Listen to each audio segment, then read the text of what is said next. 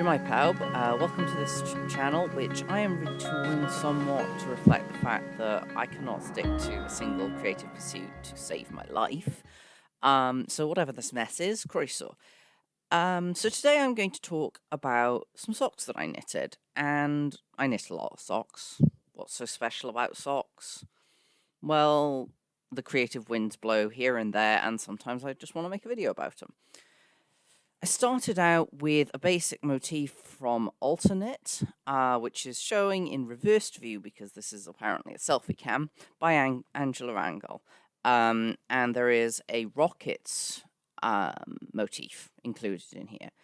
So I liked it. I thought, let's use it. But I didn't want to have the sort of grid pattern rockets that are in the book. So I took the rocket motif, translated it into Excel, which I needed to do anyway, and I use conditional formatting to be able to sort of paint by typing in Excel, and this produces some quite useful results for making knitting motifs.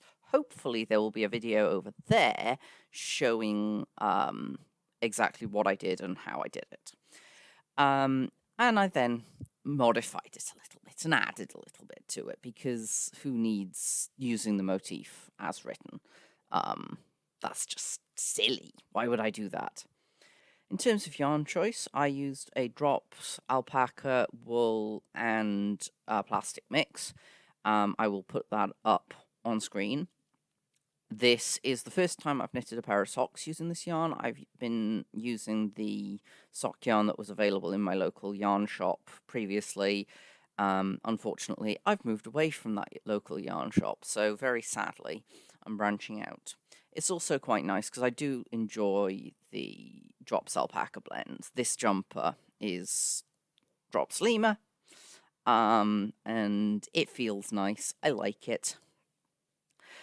And so I cast on using the Old Norwegian cast on, which I really like. It is the stretchiest one I know of, and it just produces a nice result. I like the Longtail cast on for anything that doesn't need to really stretch. So the Norwegian one, which is a sort of modified version of that, is quite suitable for me. Twisted rib for the ribbing, because I always find that if I don't use twisted rib, you get a result like this, where it just kind of turns into a mess, and I don't like that. And I also use some increases in order to make there be an actual grippy ribbing bit, so it actually goes out, because I've found that if I don't do that, it will just be the same, even if I use a different needle size. And then into the actual pattern. Do I have footage of this? A little bit. Did I take video of me knitting most of the sock? Absolutely, I did not. This is part of my infinite creative wisdom. I absolutely did this on purpose, I promise. Also, please don't judge my knitting. I had to hold the knitting really awkwardly in order to actually get the footage, because I don't have anything very useful to hold my phone on to get a picture, get some footage. So I'm sitting there with like a selfie stick cradled in my arms like a baby and trying to knit like this or whatever. So the sock pattern, I didn't follow a specific sock pattern. It went cuff down, and I used a Dutch heel, which I got the instructions on from Knit Grammar, which was very, very useful.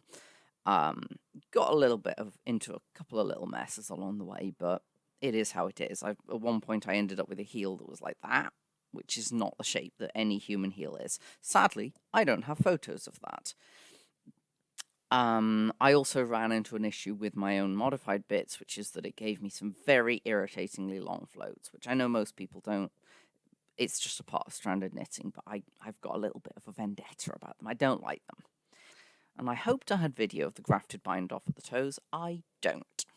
Oops. Oh well. And you might think, oh, that's a sock done. You've knitted it, you've bound it off, it's done. You'd be wrong. I am very hard on my socks. Now, I wish I'd brought my other socks in, which have this happen, but I essentially have one pair of boots. I wear this one pair of boots constantly, and what that means is that it's got a lot of wear on the back of the heel, and my socks then will also wear through on the back of the heel because they're catching. And I get a lot of times I will look at socks, even commercial socks, and they just won't stand up to it. That is where they give with me. So they need reinforcing.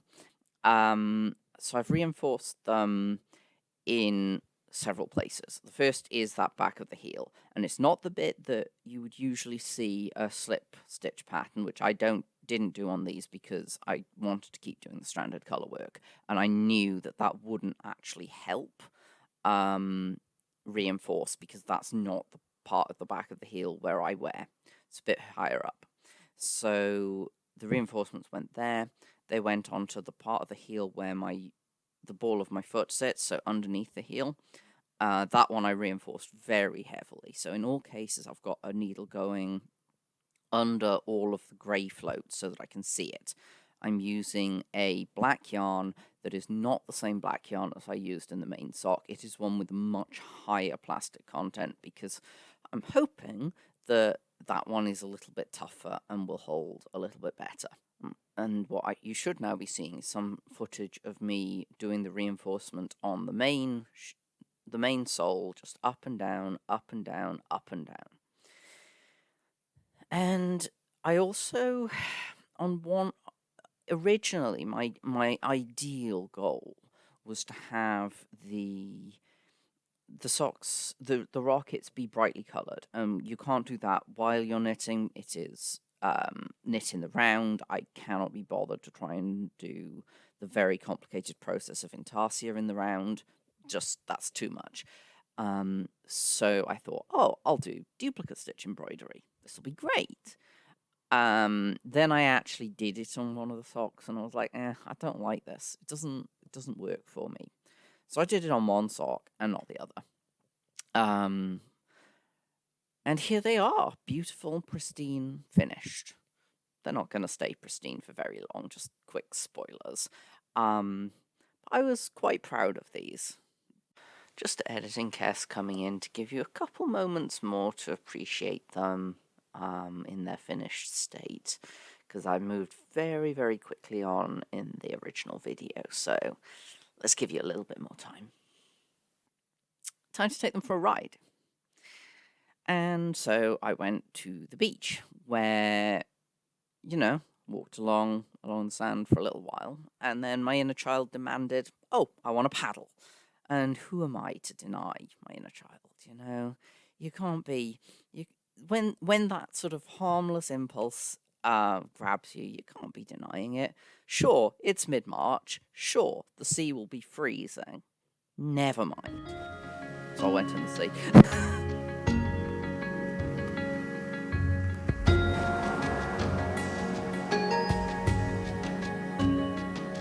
I had a lovely walk along the beach, and the tide meant that I was actually walking along one of the tide lines, so I got to see a lot of the shells that have washed up, which is always really nice.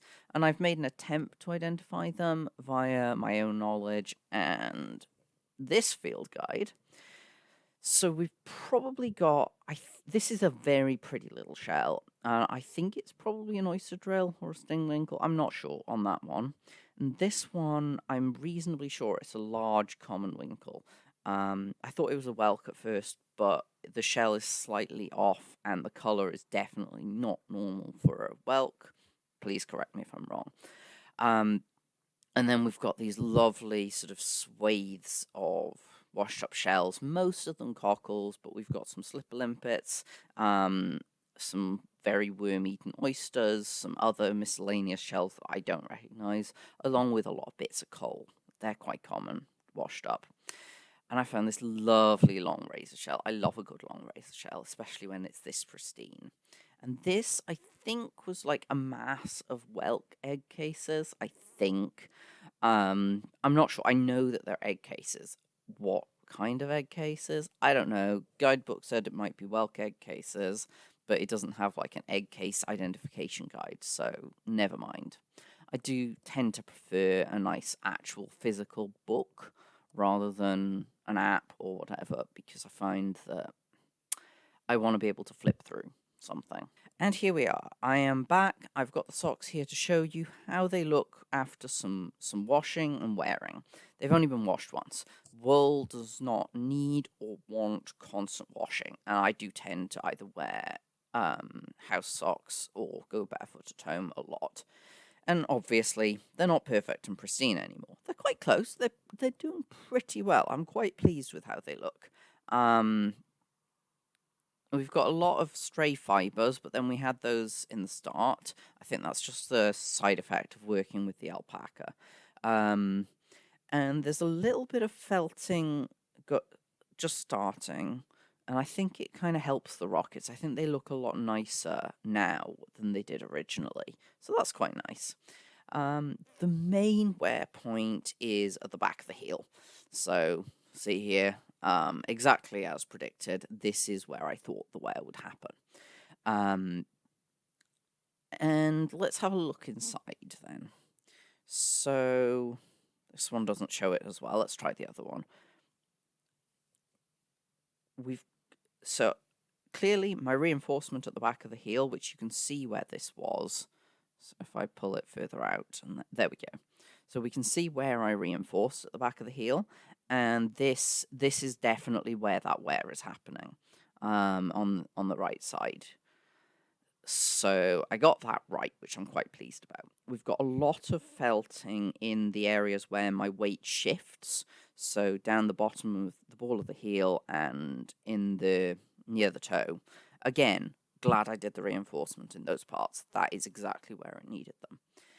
In general, I'm pretty happy with them. They still look very nice. I think they're probably going to continue to look very nice, especially this detailing at the top, the part where we've got essentially the concept of the sun beaming down. That still looks lovely. The twisted rib keeps its shape really nicely, and I'm really happy with that, and I think it's going to stay quite nice going forward. But I'm sure I'll wear holes in them. I've worn holes in other socks before, and when that happens, I will darn them. Thanks for watching. I don't know what's coming next. This channel is a complete mystery, so subscribe if you want mysterious, whatever new creative nonsense I come up with. Bye-bye.